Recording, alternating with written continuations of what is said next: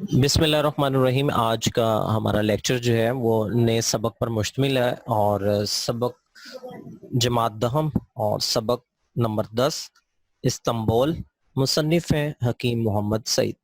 تو آئیے سب سے پہلے جو ہے وہ مصنف کا تعارف جو ہے وہ پڑھتے ہیں۔ مصنف حکیم محمد سعید 1920 میں پیدا ہوئے اور 1998 میں وفات پائی۔ نامور طبیب، ادیب اور سماجی اور سیاسی شخصیت حکیم محمد سعید دہلی میں حکیم عبد المجید کے گھر پیدا ہوئے۔ انہوں نے 5 برس کی عمر میں ناظرہ قرآن پاک پڑھ لیا۔ 7 برس کی عمر میں والدہ کے ہمراہ حج کی سعادت حاصل کی، اور 9 برس کی عمر میں قرآن مجید حفظ کر لیا۔ بچپن ہی سے مطالعے کا شوق تھا۔ عربی، فارسی اور انگریزی سیکھی۔ 1939 میں طبیہ کالج دہلی سے طب کی تعلیم مکمل کی۔ عملی زندگی کا آغاز ہمدرد دواخانہ میں اپنے بڑے بھائی حکیم عبد الحمید کے ساتھ شمولیت سے کیا۔ 1940 سے 1947 تک دونوں بھائیوں نے ہمدرد کو ایشیا کا سب سے بڑا دوا ساز ادارہ بنا دیا۔ حکیم محمد سعید 9 جنوری 1948 کو ہجرت کر کے پاکستان آ گئے۔ پاکستان میں وہ ہمدرد لیبارٹریز وقف کے بانی اور منتظم ہونے کے ساتھ ساتھ پاکستان طبی ایسوسی ایشن اور پاکستان ہسٹوریکل سوسائٹی کے صدر بھی رہے۔ 1994 میں وہ صدر پاکستان کے طبی مشیر اور گورنر سندھ کے عہدوں پر بھی فائز رہے۔ حکیم محمد سعید 17 اکتوبر 1998 کو کراچی میں شہید کر دیے گئے۔ احمد ندیم قاسمی نے لکھا ہے کہ یہ صرف ایک شخص کا نہیں، ایک طرح سے پاکستان کی شناخت کا قتل ہے۔ حکیم محمد سعید کی تحریروں میں خاصا تنوع ہے، یعنی کہ مختلف اقسام کی ہیں۔ دینی، اخلاقی، طبی اور صحت عامہ سے متعلق انہوں نے بکثرت مضامین لکھے۔ بچوں اور نوجوانوں کے لیے بھی ان کی بڑی دلچسپ تحریریں ملتی ہیں۔ انہیں دنیا کے مختلف ممالک میں بار بار جانے اور گھومنے پھرنے کا موقع ملا، چنانچہ اپنی سیاحت کا حال انہوں نے مختلف سفرناموں میں قلم بند کیا۔ ان کی چند تصانیف یہ ہے: اخلاقیات نبوی صلی اللہ علیہ وآلہ وسلم، قرآن روشنی ہے، ضیابطس نامہ، سائنس اور معاشرہ، قلب اور صحت، تعلیم و صحت، عرض قرآن حکیم، یورپ نامہ، جرمن نامہ، کوریا کہانی، سفر دمشق، ایک مسافر، 4 ملک، جاپان کہانی، داستان امریکہ، داستان حج، داستان لندن، دروین روس، سعید سیاہ اردن میں، سعید سیاہ تہران میں، اور سعید سیاہ ترکی میں۔ تو جی بیٹا، یہ تھے مصنف آج کے سبق کے حکیم محمد سعید۔ آئیے اب ہم سفر نامہ جو کہ صنف ادب کے اعتبار سے ہے اور اس کا عنوان ہے استنبول۔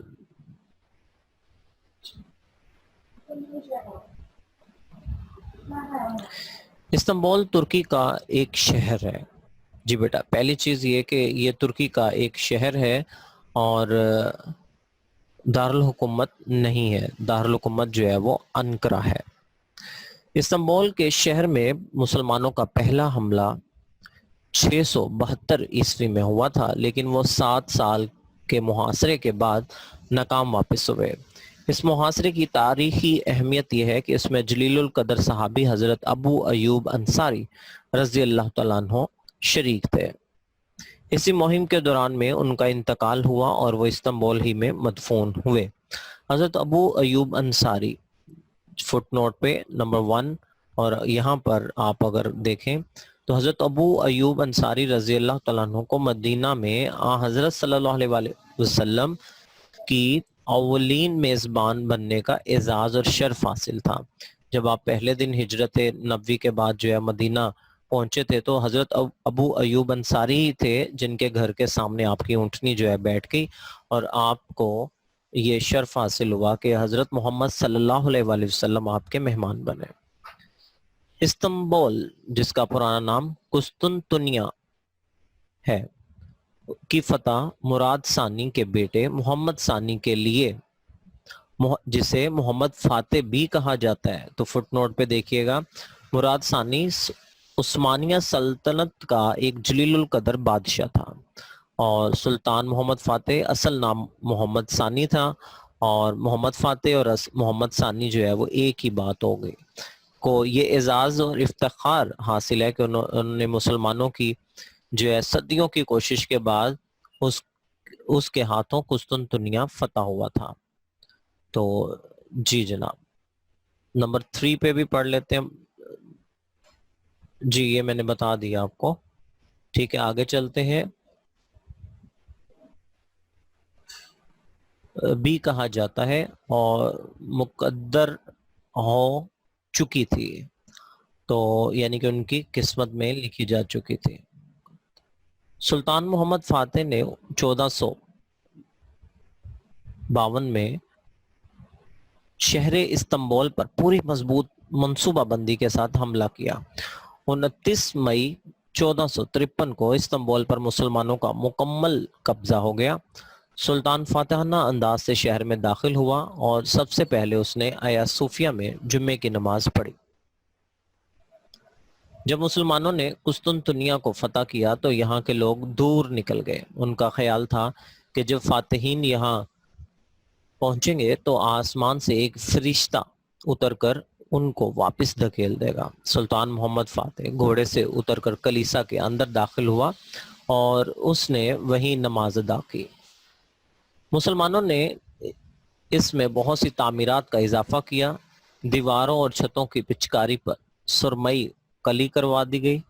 جن دیواروں پر بت بنے تھے انہیں منہدم کروا کر نئی دیوار بنوا دی گئی، اور سلطان محمد نے ایک بلند مینار تعمیر کرایا۔ سلیم ثانی فٹ نوٹ پہ اگر دیکھیں تو یہ سب عثمانیہ یعنی کہ 4 5 6 7 یہ سارے کے سارے جو ہے وہ سلطنت عثمانیہ کے جو ہے وہ فرما روا رہے ہیں، اور دور حکومت کے اندر جو ہے وہ ترکی کو مستحکم اور خوشحال بنانے کی بھرپور کوشش کرتے رہے۔ جی تو شمال کی جانب 2 مینار بنوایا، دوسرا مینار بنوایا۔ مراد ثالث نے باقی 2 مینار اور مرمت کا سارا کام کروایا۔ اس نے صدر دروازے کے پاس اندر کی طرف سنگ جراحت کی 2 بڑی بڑی نالیاں بنوائیں اور وہ 2 بڑے چبوترے تعمیر کرائے جن پر بیٹھ کر قرآن پاک کی تلاوت کی جاتی ہے۔ آیا صوفیہ کے برابر قبرستان ہی میں اکثر عثمانی حکمرانوں کے مزار واقع ہیں۔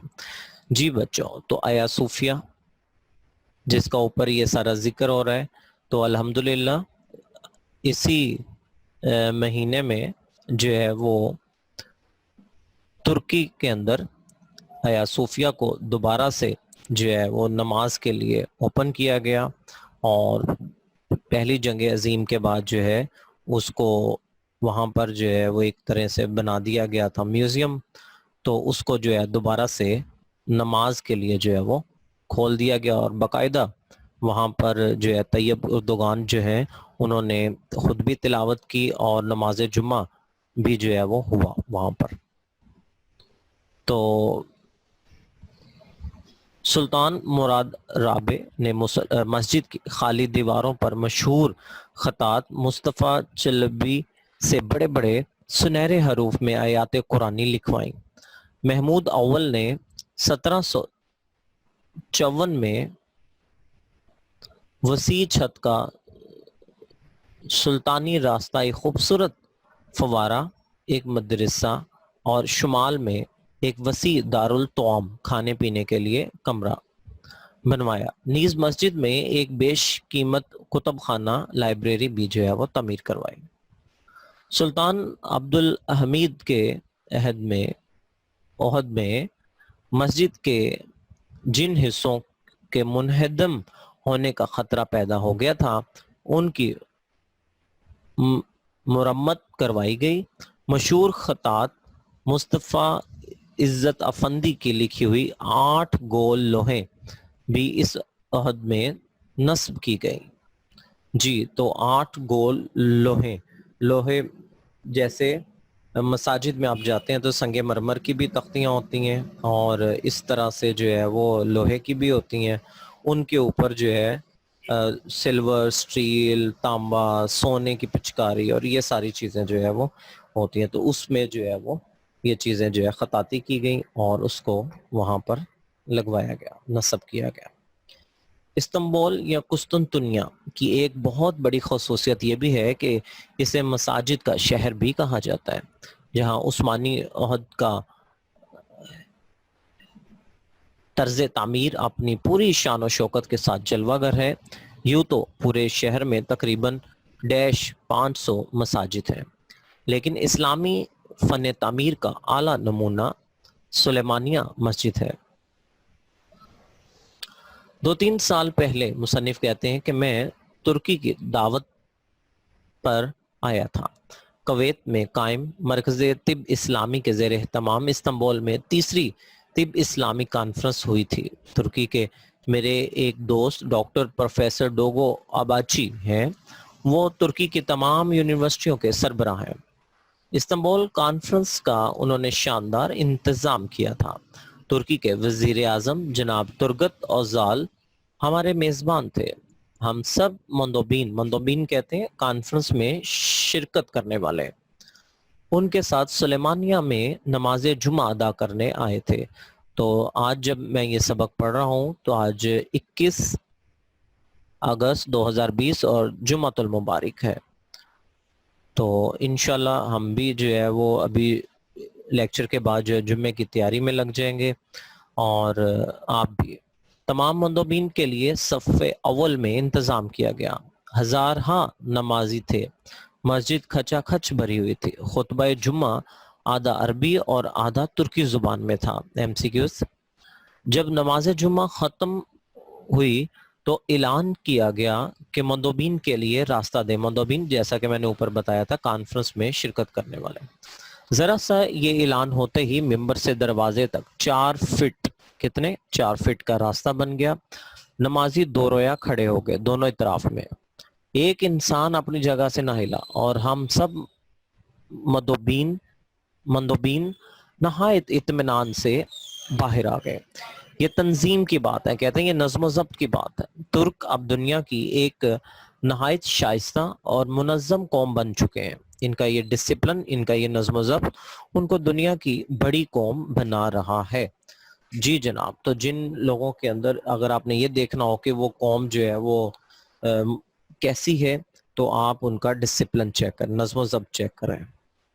واحد ابھی تک جو ہے وہ آپ غور کیجئے گا، اپنے خطے ایشیا کے اندر اگر ہم دیکھیں تو چائنیز، اور اگر ہم جو ہے وہ اسلامی دنیا کے اندر دیکھیں تو ترک وہ قوم ہے کہ جو بڑی تیزی کے ساتھ جو ہے وہ منظم اور ڈسپلن میں جو ہے وہ آگے ہیں۔ جہاں 2 سے 4 لوگ جمع ہوئے نہیں وہاں پر لائن بن جاتی ہے۔